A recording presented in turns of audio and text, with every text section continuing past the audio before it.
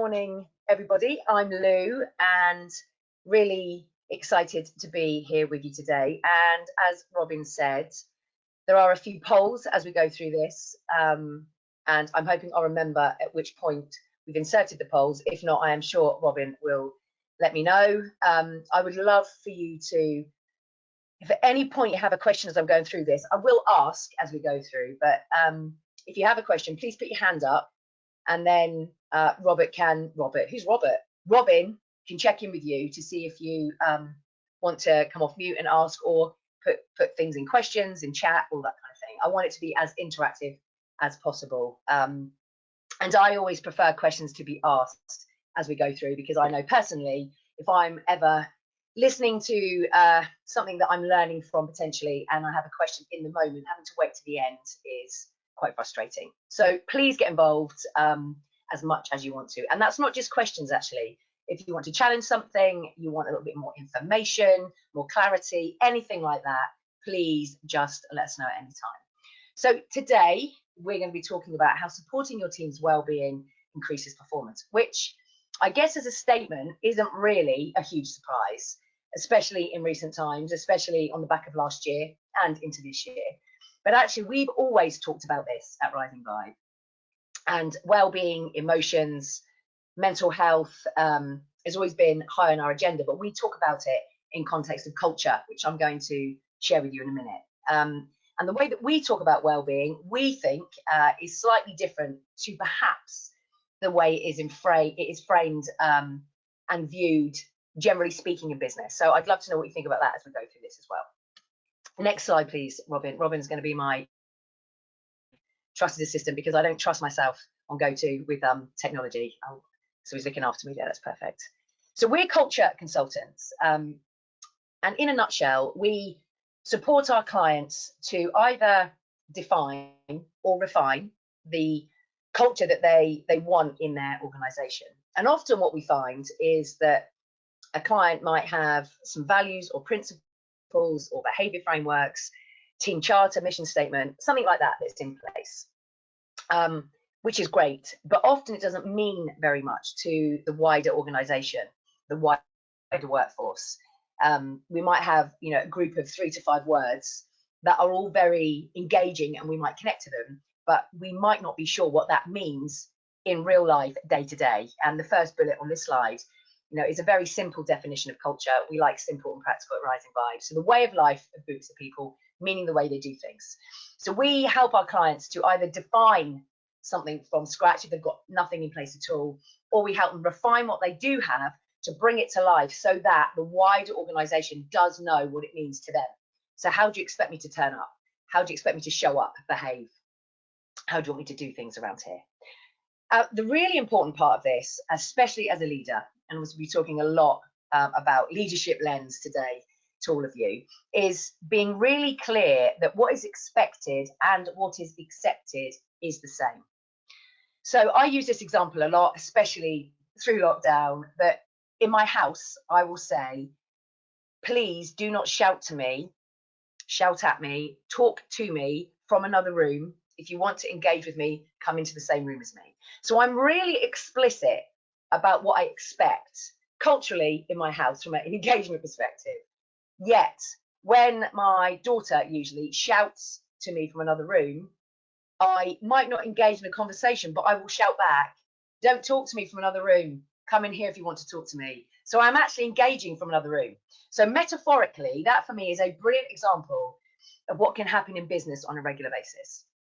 If we're lucky, there might be some explicit expectations around what's expected of us, but some very different behavior is accepted. A really simple example, if you think about feedback conversations, which we always end up talking about with a lot of our clients, having conversations around performance, around impact. We might stay here as a group of people on this call, if we were a team or an organization, I am saying explicitly that we only have feedback conversations firsthand. That doesn't mean we can't, bounce some ideas or some concerns around with somebody first, but we have to have the conversation directly. So I might, as the head of the organization, be explicitly clear about that's what I expect. And everybody here engages and says, yep, we agree, Lou, it's absolutely the right way forwards. And then a couple of weeks down the line, maybe the next day, maybe the same day, someone goes to Robin and talks to them about the impact my behavior has had on them in a meeting. And Robin listens, they share, they walk away from that conversation because they feel better that they've talked about it. And Robin hasn't challenged them to come and have the conversation with me directly. Even not doing that is not accepting what we've said we expect. And that for me is one of the key areas. Actually, we expect that from everybody, to hold each other to account around culture, but especially leadership. And we see a big gap with that sometimes. And one of the reasons for that is social pain, which I'm going to talk about in a lot of detail in a moment. We work at an individual level to impact the collective. So what that means is we work with a coaching approach at Rising Vibe, and you've seen hopefully the two handouts, the two pieces of content we're going to talk to you about today. They are simply pieces of content that you can use with a coaching approach. And when you do that, you impact somebody at an individual level. So you can ask someone a very open coaching question, and in a room of 150 people, 1,000 people, that question will land on everybody, but potentially in a different way.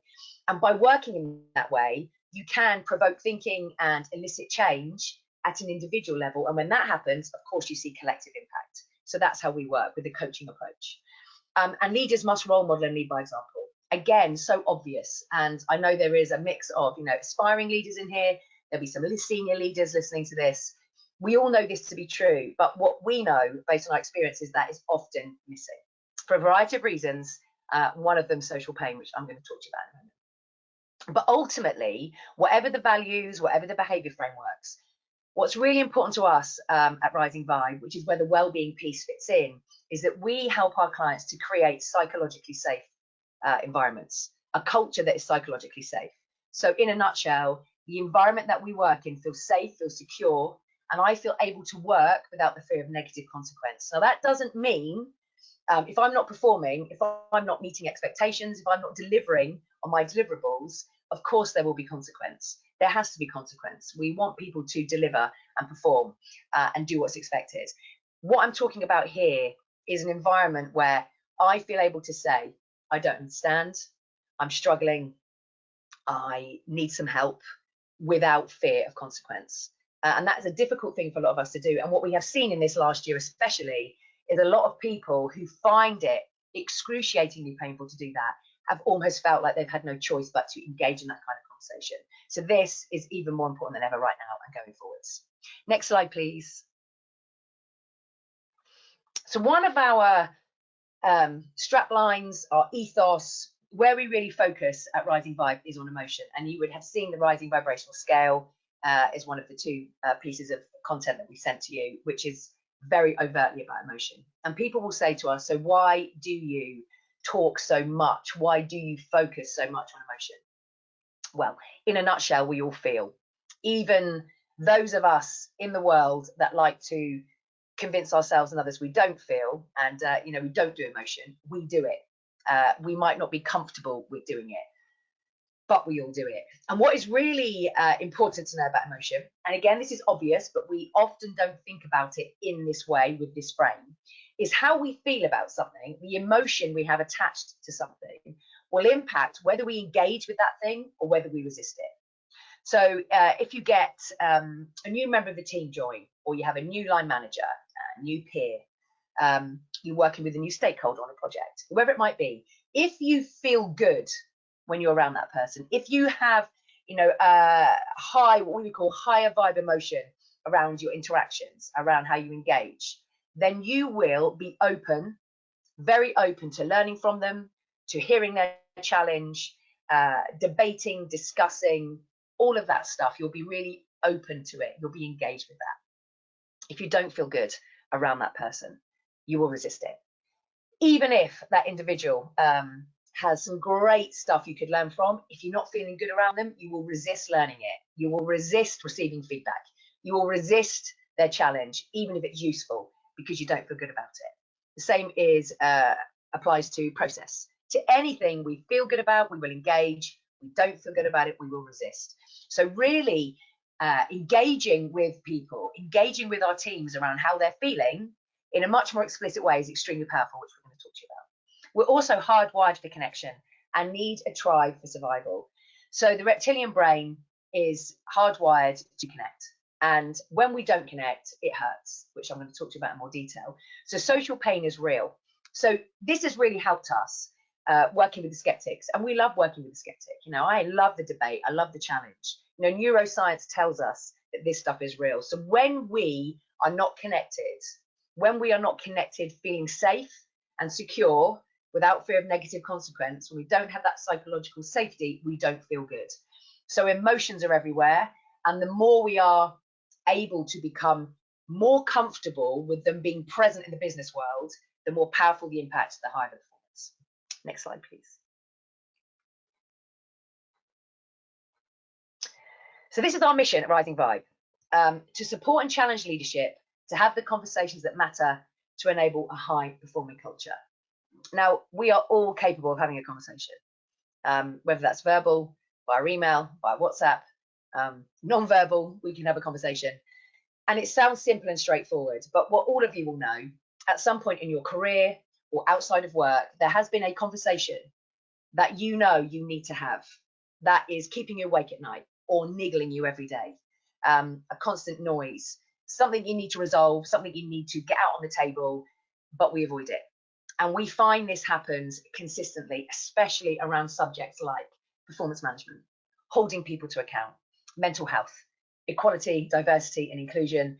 Those areas especially, a lot of people will shy away and avoid having those conversations because they feel uncomfortable, because sometimes they feel downright scary. What we know is when we have these really important conversations, things change. And the way that we will frame the conversations that we support the leaders that we work with, the organizations that we support to have, will bring organizational goals and human needs together. And when you have conversations about both of those, the impact is really significant. You know, we have to consider the organizational goals in a conversation when we're in the workplace. You know, we need to have our eyes on the commercial side. And even if you're working in an organization that's not for profit, you know, we need to fundraise. So we need to be mindful of that. Absolutely. We're in an organization. We need to have funds. We need to deliver.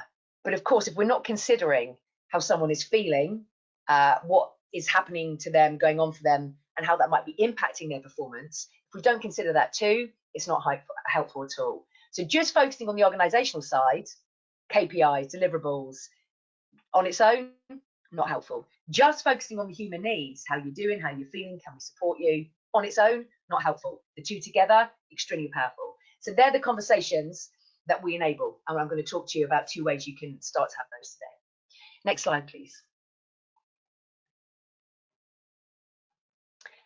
So these are our 4 criteria for our version, our definition of well-being. So in our experience, based on our experience, based on the outcomes, the results we achieve with our clients, when these 4 are in place, this is when you get the greatest impact. So we're going to do a poll in a minute, but let me just talk to you about them.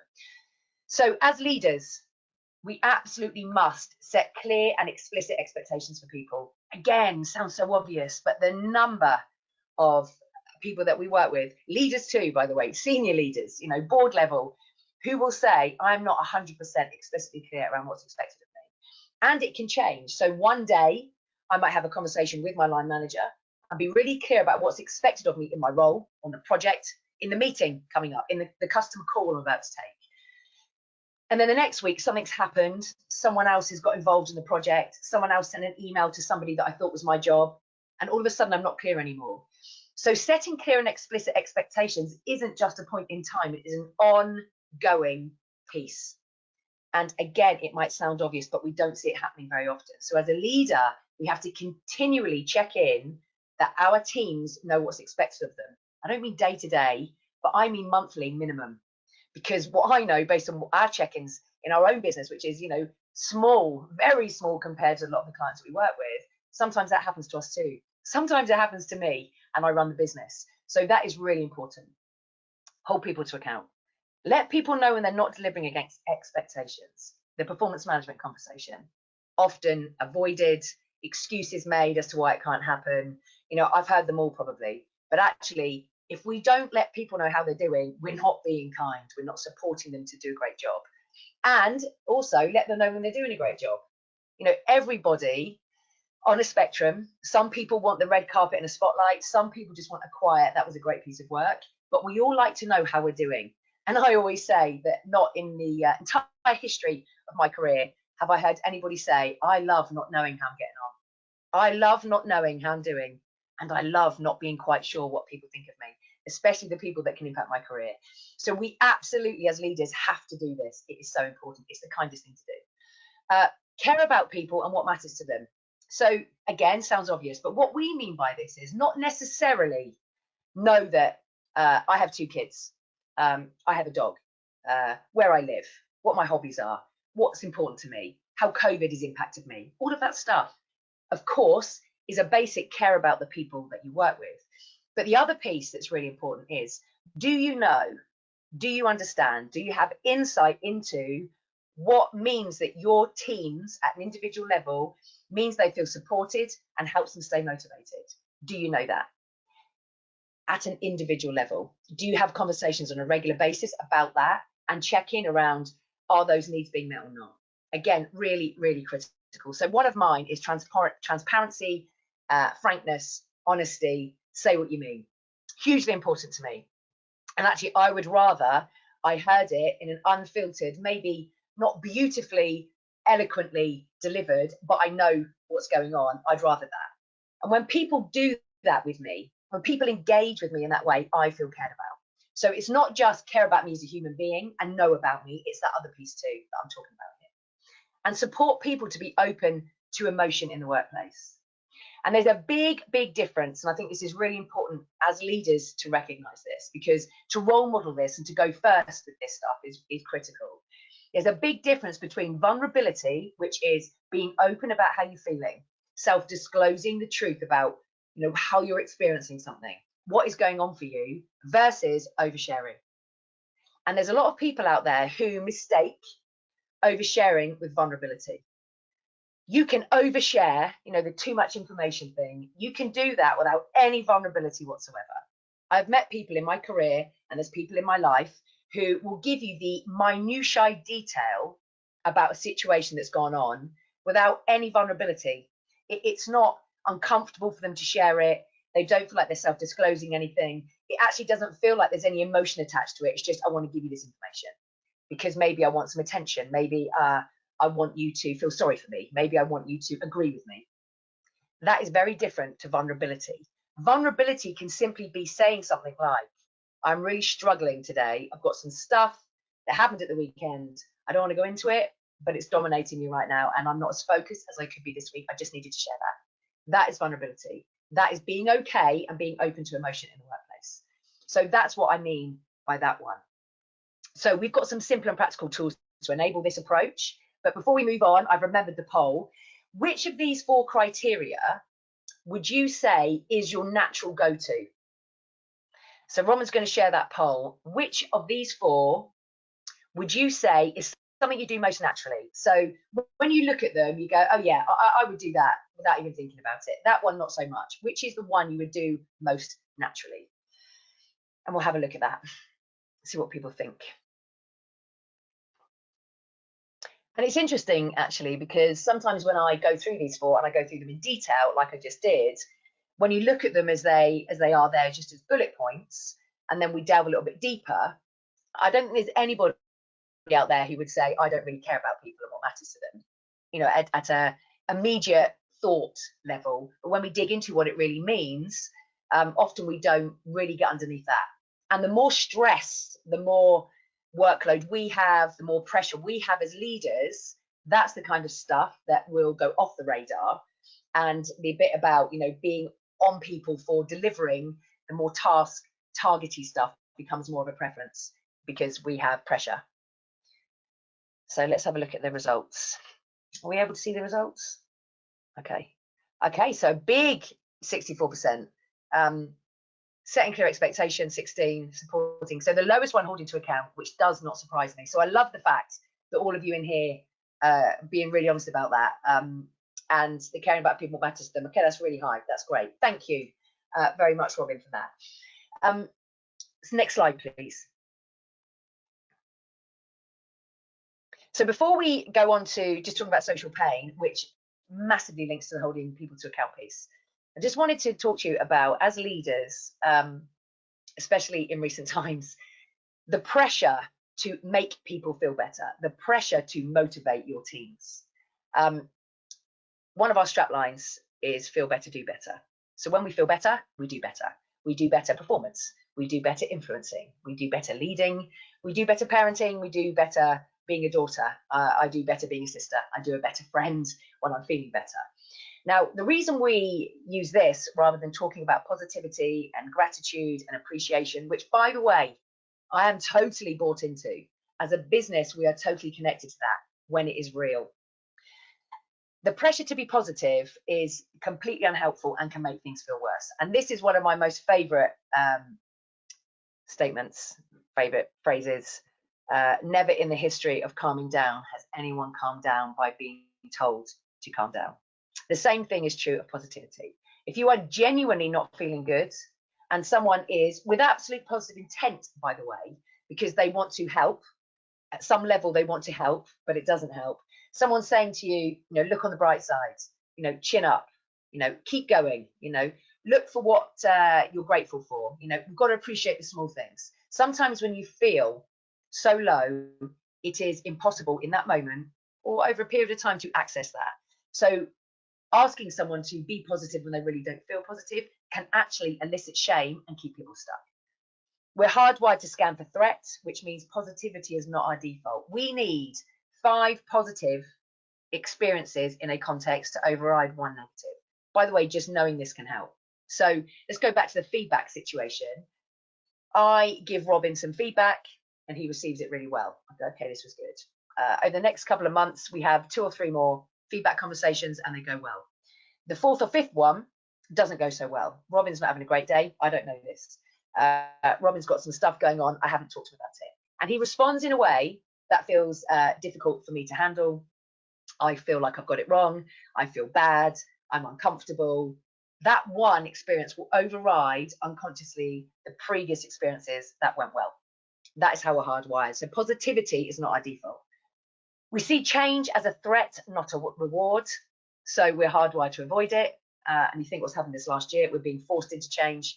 And actually, the more change we engage in, of course, the more comfortable it becomes. It's never truly comfortable because we're not hardwired that way. So the more we engage in it, the easier it might become. But ultimately, it's not what we are here for. Change was seen as danger years and years and years and millions of years ago, and the reptilian brain is still firing in that same way. Unrealistic optimism can be as detrimental as intense pessimism. And so therefore, finding relief and feeling better is easier to access. So as a leader, if someone is not in a great space, asking this question, which I will revisit a bit later, but if you take nothing else away apart from this, asking someone what might help you feel better right now is one of the most powerful coaching questions you can ask somebody. They might not be able to give you an answer, by the way, but asking them what might help them helps them to step into a reflective space around, okay, what action do I need to take? What action do I need to take? Not what will help you feel better, because that's a quantum leap for a lot of people. What might help you opens up possibility. Next slide, please. So let me tell you about social pain. So social pain is when we feel disconnected from another person or group of people. We're hardwired for connection. So when we're not, the brain will be activated in exactly the same way it does when we're in physical pain. It's that powerful. The anterior cingulate cortex will light up when we're in physical pain. So I break my leg, cut my finger, it lights up. If I experience any of these words on this slide, the same part of the brain will light up. So loss, rejection, exclusion, isolation, conflict, feeling misunderstood, feeling undervalued, feeling judged, lacking influence, not feeling heard, not feeling seen. Now, we've talked about this for a very long time, way before COVID was even a thing. I mean, who can remember that? But before it was even on the radar. And of course, COVID has exacerbated some of this stuff. Isolation, 100%. Some people have experienced loss in terms of lost people to COVID. People have talked about feeling a sense of loss of something on the back of COVID. You know, the old way, will we ever be that way again? People are getting into some kind of interpersonal conflict they didn't get into before because they're not together as much. You know, trust is breaking down, so people are feeling misunderstood. People feel they're less able to influence online. The fear of judgment feels a lot bigger for people. You know, am I doing it right? Am I managing well? So many leaders that I've worked with over this time, and including myself in this, have never experienced so much self-doubt and experienced a fear of judgment like never before. So it's always been there, but it's got much, much bigger. So I want you to think about this, and I've got another poll. Which, and obviously we only got the option for 5. So of the 5 areas of social pain here, which of these have you experienced the most at work? So it could be in your role as leader, but just generally speaking, which of these have you experienced the most? I don't know if there's 5 there. Is there only 4 there for that one? Okay. So feeling misunderstood, having conflict, disagreement with another, feeling undervalued, feeling isolated. Lacking influence actually is not on there, but that's another one that is huge for people in the workplace. That not feeling able to influence comes up time and time again in the workplace, way before COVID. And remember, what is particularly interesting about these is that a lot of the time it's completely subjective. It's not reality. It's just our filter. It's just how we receive something. But that doesn't matter if it's real or not. We still experience the pain. The brain still lights up in that exact same way. So what have we got for that then? Let's have a look. Feeling undervalued, feeling misunderstood. So feeling undervalued, a clear winner there. Again, which is not uncommon at all. The feeling undervalued and feeling unable to influence are really common ones.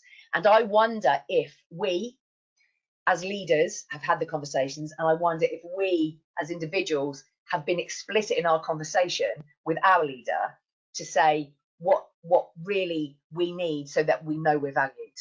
Those conversations often don't happen, actually. Next slide, please. So let me just talk about the impact of social pain, just to really help you as a leader recognize why these conversations about how people are feeling are so important, and how this stuff can so get in the way of performance. So not only do we experience social pain in the same way as physical pain when it's actually happening to us, we're also constantly evaluating social threats. So that means we experience social pain, that part of the brain will light up even before it's actually happened. So before I've gone in and met Robin for a coffee to have a conversation with him about maybe, you know, some performance or the impact of his behavior, or actually just I need to talk to him about something that I'm worried he's not going to like, I will already be fearing being misunderstood, being rejected, making things worse, and becoming more disconnected. So that part of the brain will light up even before I've actually had the conversation, before in reality any of that has happened to me. Fear of judgment is huge. That is why so many people avoid public speaking, why people avoid doing webinars, anything like that, because the fear of being judged, and by the way, we don't fill in the gaps with anything positive, we worry we're going to be judged in an unhelpful way, stops us doing it. We experience social pain before we've even been judged. So this is something we cannot eliminate, but we can alleviate it by having more proactive conversations.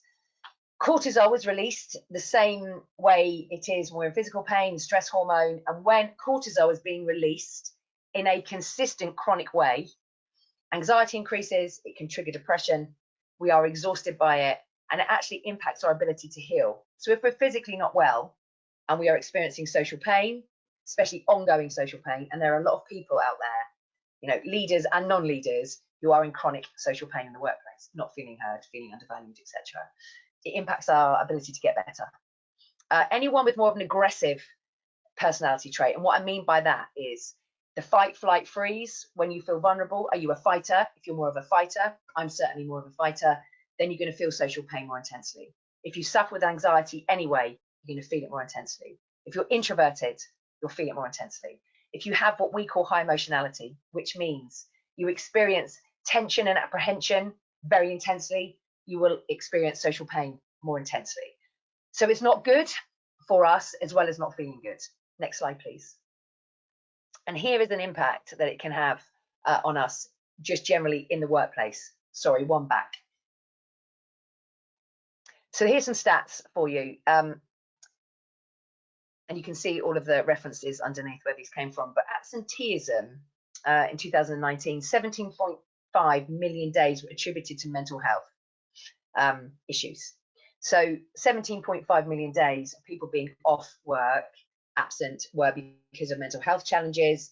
And that, if you look at any mental health challenge data research, so much of it goes back to social pain. Presenteeism, so people being present. So I'm at my desk, I'm on Zoom, I'm engaging in a meeting, or I'm in the meeting, I'm at my desk, I might be in a physical meeting. I'm present, but I'm not feeling good. Either not feeling good, don't feel very well physically, but don't feel able to take any time off because I feel the pressure, I don't feel safe enough. I might not be feeling emotionally, mentally well, being well, but I don't feel safe enough to say it, so I keep showing up.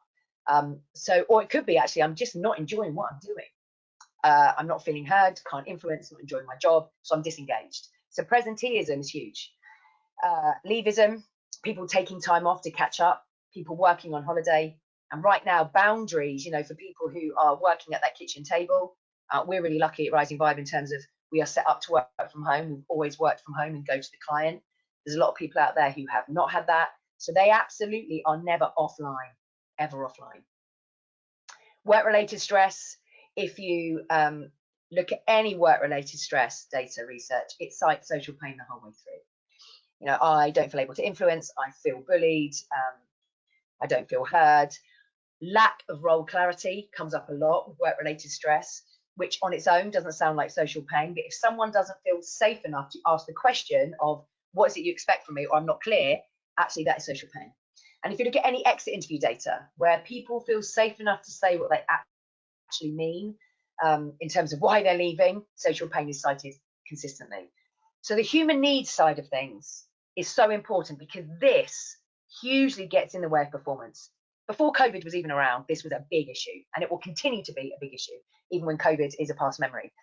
So it's really important as leaders, we're mindful of this, for ourselves too, not just for our teams. Next slide, please. So we can't eliminate social pain, but we can alleviate it with social support. Social support is the antidote.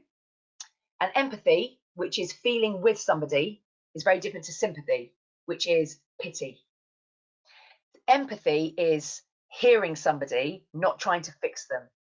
We all need and want to be seen and heard. We don't need to be fixed. Some people may have gotten themselves into a pattern of being fixed, and some of you out there as leaders, we're all capable of it, might have got ourselves into a place where we rescue.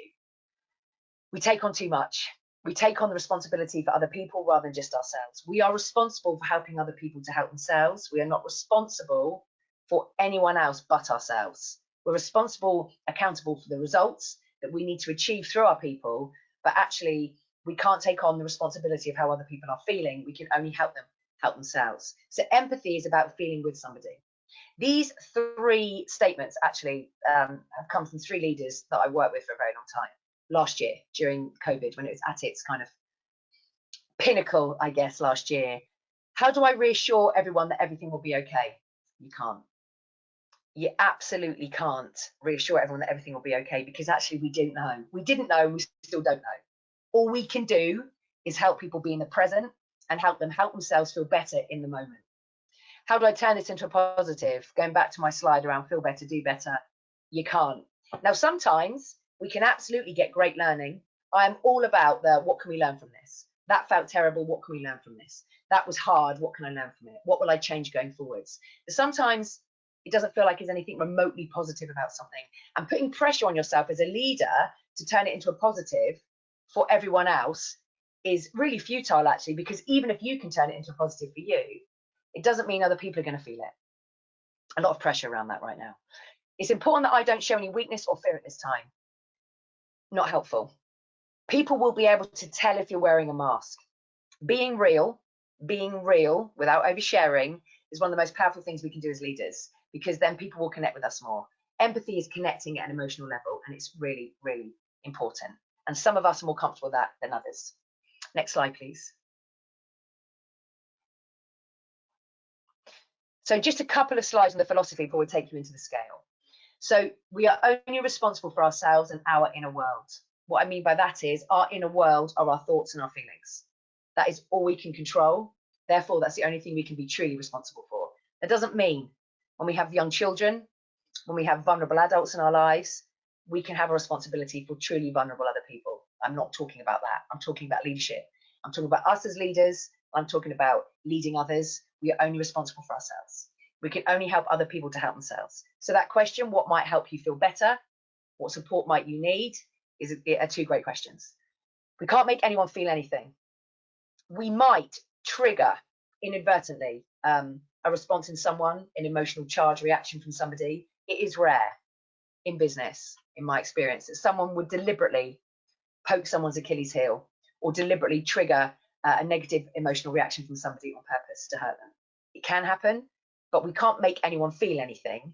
If someone is feeling something as a reaction to the way we've engaged with them, that will have been there already. We might trigger it, but we would not have put it there. Engagement, learning, and change is a choice.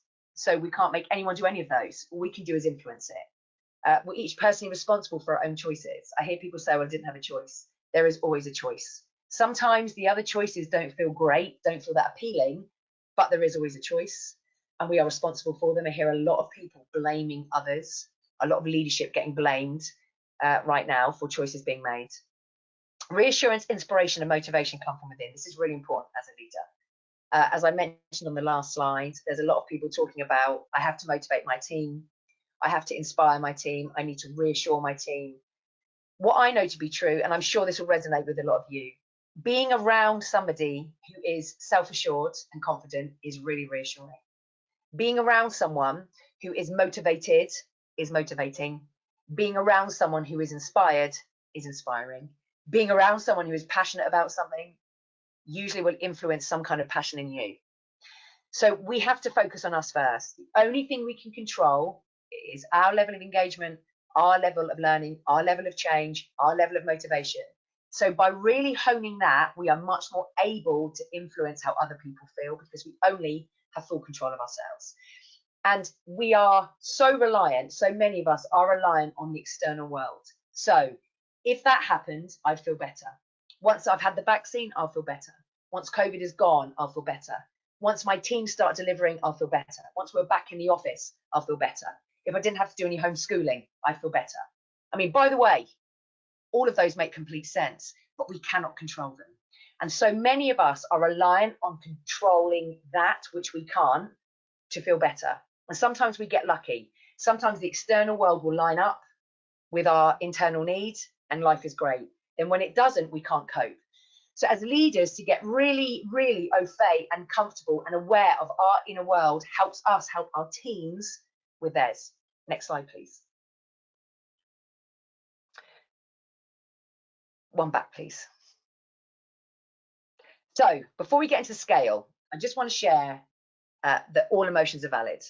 There is so much binary language out in the world, especially in the workplace, that certain emotions are good, certain are bad, certain are right and wrong, negative or positive. What you are feeling is what you are feeling. It is completely valid. And what we talk about at Rising Vibe is not good, bad, right, wrong, negative, positive. They are hugely powerful words to elicit shame and judgment, which means we therefore don't actually own what's really going on, because we don't want people to think badly of us. So we talk about high vibe, low vibe, high vibe, low vibe. And is how you're feeling right now serving you well or not? If I want to have a good old cry because I'm feeling worried about something, feeling despair is going to sort me out. If I'm about to go and do a piece of work with a group of people who have just been put at risk of redundancy and none of them want that, and I go in a euphoric state, that's not going to help me either.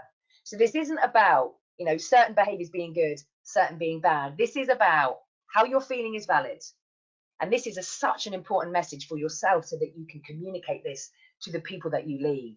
How you feel is valid. How it is serving you is worth reflecting on. If it's not serving you, how could you help yourself feel better? What support might you need from me? Really important. We'll talk about that with scale.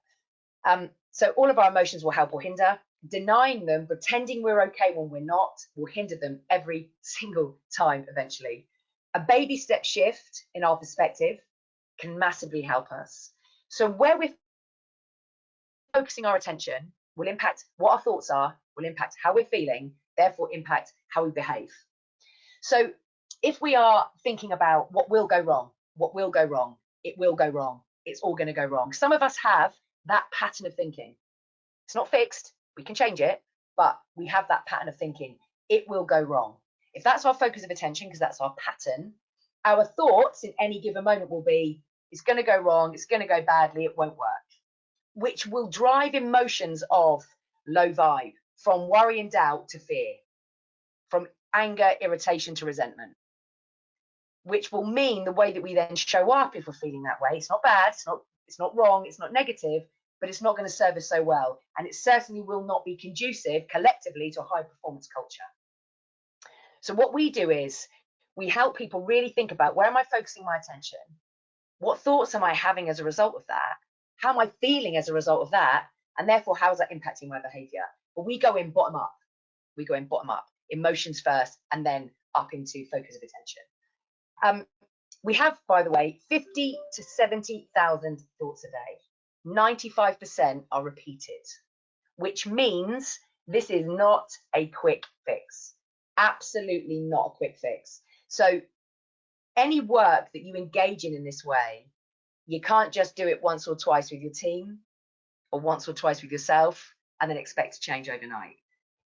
We all have certain patterns of thoughts that have been ingrained over quite a considerable period of time. It depends how old you are. The older we get, if we haven't challenged that pattern before, the longer it's been there, so the more time it will take. So to expect this to happen very quickly, it doesn't, but it absolutely can have a huge impact if you keep showing up on a regular basis, having these kind of conversations. It starts to challenge people's thinking on a regular basis, means things will start to change for yourself and for your team. Next slide, please. So this is, I guess, and I know that you will get these slides. This is a really helpful thing to stick up on your desk, actually. Where is your focus of attention right now? On what will go wrong, on what might go right, it's going to be a disaster, whatever it might be. What is your focus of attention? Therefore, what thoughts are you having with that focus? How do you feel when you have those thoughts? And then what is the opportunity for a baby step perspective shift? So not a quantum leap. If you're someone who has a pattern of thinking you establish, which is, it will all go horribly wrong, to try and shift that to, it will all be fine, is too much of a quantum leap. That's why when people talk about reframing rarely works, because people try and quantum leap from, it's going to be a disaster, to, it will be fine. It doesn't work. We actually don't believe it. We can't trick the brain that much. A really simple example, my son, who's now at university, when he did his GCSEs, he'd never really done any revision before. And I remember when he sat down and started to revise, I could see the fear in him. And I'd say to him, how are you getting on? He'd say, Mum, I don't know how to revise. I can't do it. I don't know how to revise. I can't do it. Now, as a mum, I could have said with absolute positive intent, and this is metaphorically like a leader, of course you can. You predicted great grades. You just need to get on with it, Charlie. You're a clever lad. I could have done all of those that I might have felt really encouraging, supportive, enabling comments. But actually, what I said instead was, it's new, Charlie. You don't know how to revise yet. And I could see him visibly relax because he could believe that. He could take that on as a thought. Okay, I don't know how to do it yet. I can take that on. The baby step shift is hugely important. Next slide, please. So the scale, which you've all had, is one way to start to help raise awareness in this way. If I was to ask you to ask your teams as soon as you go back from this webinar, so tell me, what are your current thought patterns? People would be, I don't know what you're talking about. But asking someone how they feel with a framework that they can choose from, and then going backwards from there, which is how are you feeling about? Okay, tell me what you're thinking about. You know, what's driving those feelings? You know, what are your concerns? What do you believe to be true? What are you worried about? People will share with you what they're thinking. And the more you do it, you will notice patterns of what they're thinking. around certain people, around certain situations, around certain projects, whatever it might be. The more you do this, you start to notice patterns, and guess what? So do they. We can only start to make a change when we know where we're starting from. So the scale as a base level entry, and you can use the scale in a variety of ways. You know, you can really use it as a fantastic coaching tool. You can use it to break down aspects of your career, break down aspects of your role, break down aspects of a week, of a day. But I'm going to talk to you about it as a base level entry way, which is checking in with it on a regular basis with your team and with you too. So you both do it, or you all do it. Because as a leader, the role modeling piece is so important, as we talked about at the beginning. Again, we know this as leaders. But when it comes to the emotional stuff, do we all do it? Do we all do it? So you can talk about this as a general. Where are you on the scale today? Very macro or micro. Where are you on the scale today in context of the webinar, in context of the meeting, in context of me handing over to you while I'm on holiday? It doesn't matter, macro or micro. And you ask that person to tell you where they are on the scale in context of that thing. Now, you'll see the high vibe on the left and the low vibe on the right. The reason there are more high vibe rather than low vibe is because there are less high vibe rather than low vibe, is because we are hardwired for danger, hardwired for looking for problems 5 to 1. So we're more likely to have unhelpful thoughts, which means we are more likely to have lower vibe emotion. It is a healthy human state to be in what we call duality, which means high vibe and low vibe emotions around the same context. So you can be feeling high vibe about something because you're having helpful thoughts about it, and low vibe about something because you're having unhelpful thoughts about it. So with this, by the way, any questions on the scale, please put your hand up, ask a question. It is actually a really easy check-in tool. How do you feel about? Where are you on the scale? Tell me a bit more about that. If someone is low vibe, the questions are these, really simply. What might help you feel better? Can you control or influence this? What support might you need? If the answer is no to can you control or influence this, then actually you repeat the first question. Okay, what else might help? Can you control or influence that? You can. Okay, what support might you need? Not what do you want me to do? That is a difference between rescuing as a leader and helping your team, the people in your team, to help themselves. So where are you on the scale in context of?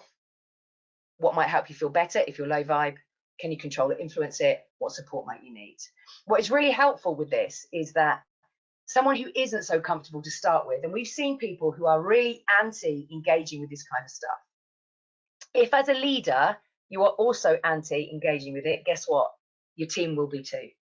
The role modeling piece is really powerful. So if you are uncomfortable as a leader working in this way, own it. Say, this is new to me too.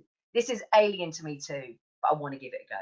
We have seen people transform and conversations change from very transactional, high-level conversations to much deeper conversations that transform the way people are working and the way people are engaging. This is the human needs side.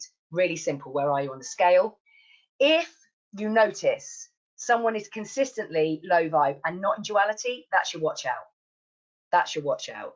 If someone is rarely in the high vibe every time you check in and consistently in the low vibe, that is something to talk about with them.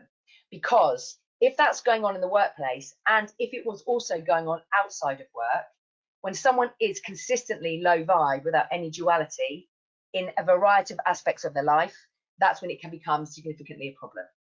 So it's a great proactive, preventative way to have conversations with your team about business stuff. How do you feel about something very business focused, but you're also connecting to them about how they're feeling about it? So I'm going to assume if there's any questions, Robin, you're going to let me know. Can I go on to the next slide, please? Yep, we do have some questions that have come through. We'll be quick. We've got about 10 minutes left of this session.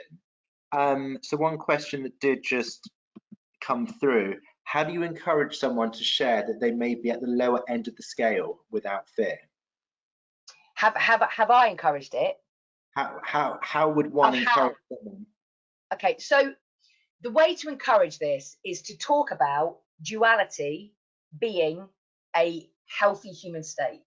That we will absolutely not, even when people say I'm always positive, probably people who say they're always positive are denying, ignoring, avoiding the lower vibe stuff. We cannot stay on that left side. So talking about the fact it is a healthy human state to be high and low vibe is one way. Talking about your own experiences of being low vibe. And if you haven't ever been really low vibe, that doesn't matter. Just talking about the fact that you have been there at some point. And by the way, it is rare that as a leader, we haven't experienced some level of insecurity at some point in our life, even if it was when we first became a leader. So for me, the way to encourage is to role model and go first and talk about duality. Okay. And we do have more questions, but I think we've still got a couple more slides. We've got one more slide, yeah. We've got the. Let's just talk about. Let's do the 6C slide, which links to this, and then they might answer both. So the 6 C's, again, I'll be really quick with this because it's really simple to use. This works beautifully hand in hand with the scale, or you can use it on its own. So this is very, very overtly about both emotion and about business organizational goals. So you work through these on a regular basis. As I said at the beginning, this isn't a one hit. Okay, so you've got clarity, great. You feel capable, great. You know who to collaborate with, you feel confident, never revisit it. You need to revisit on a regular basis. So you work through each of the C's, and a simple way to do this is to send this to someone in your team or the whole team. You can do this collectively and talk about themes or on a one-to-one, and ask them, the group or the individual, to look at the questions under each C and score each C. So on a scale of 1 to 10, if someone scores it a 10, that would suggest they absolutely have explicit clarity. They know what they need to do and can do it and have no gaps. They are very clear about collaboration. They're flying in the confidence level, etc., etc. 1, the opposite.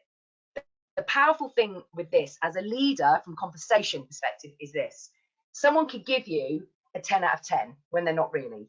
You can still ask the question, tell me what's happening right now for you that makes it a 10. You'll still get data.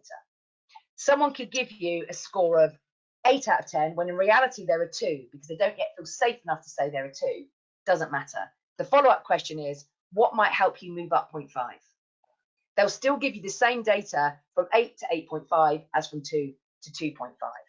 This is just a conversation tool. It is a framework which, just by having these words on it, gives people permission to talk to you about their lack of clarity, gives you people permission to talk about social pain and people they're struggling to engage with from a collaboration perspective, gives people permission to talk to you about their confidence because it's written there, gives people confidence to talk to you about where they might not be feeling motivated and what they might need to feel more valued, gives people permission to talk to you about the fact they're not really sure of the value they bring so that they can encourage a conversation with you to help them see that. It gives permission to have the kind of conversations that all of us want to have but rarely have in the workplace. And the scaling is very easy to do, 1 to 10, 1 to 10. And you can then link it back to the scale and say, so on the scale, where would you put yourself around clarity? On the scale, where would you put yourself around capability? So the two together work brilliantly, but you can do them both independently as well. So what other questions have we got there, Robin?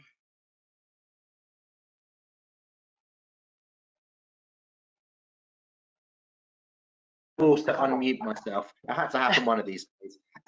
So yes, we do have lots of questions coming through. We'll probably have time for just one quick one, but please keep your questions coming in, and I will collate them afterwards and then forward them on to Lou so we can get the answers done. But one question that's just come through: as a leader, is it okay to admit that you're on the low vibe side?